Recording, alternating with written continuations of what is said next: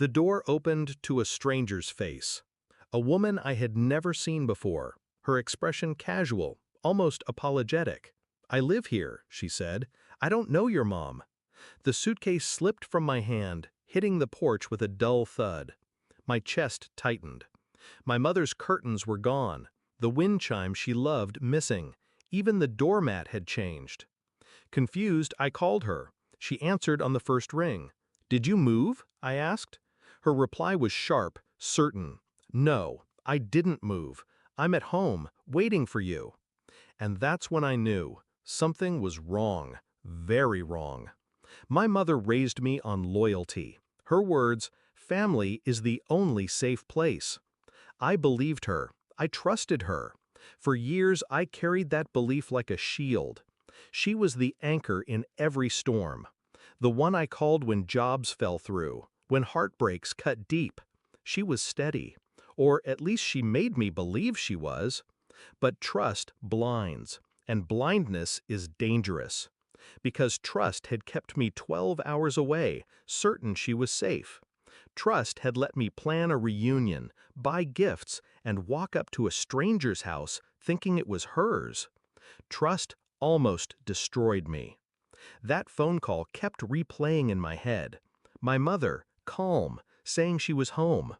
The lie slid out of her mouth so easily.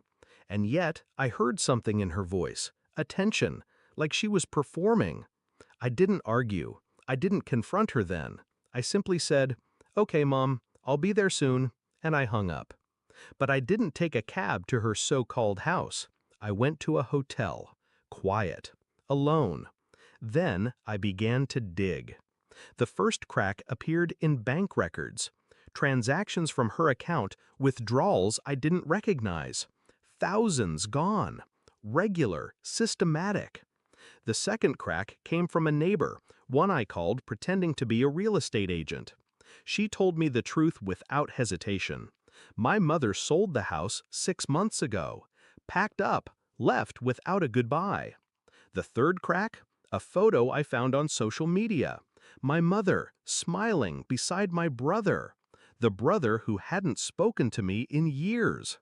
Behind them, a new house. The house I was never meant to know about.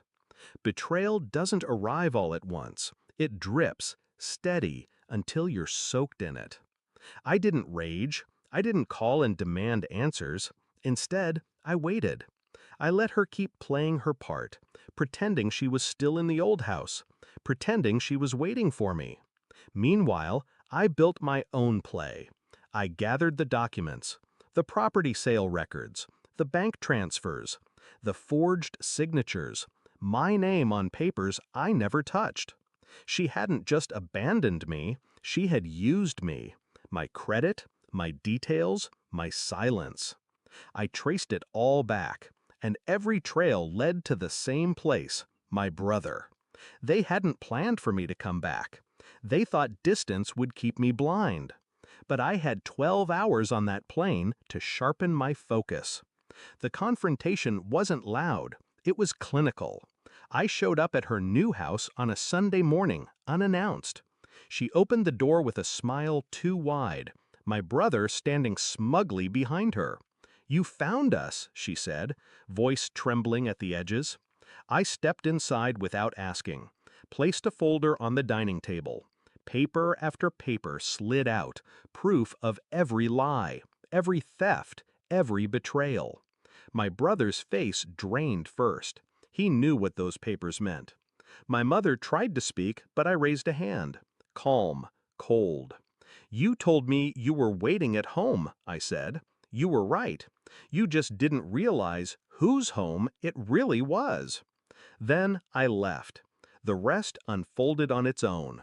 The lawyer I hired filed the suits. Fraud, identity theft, financial abuse.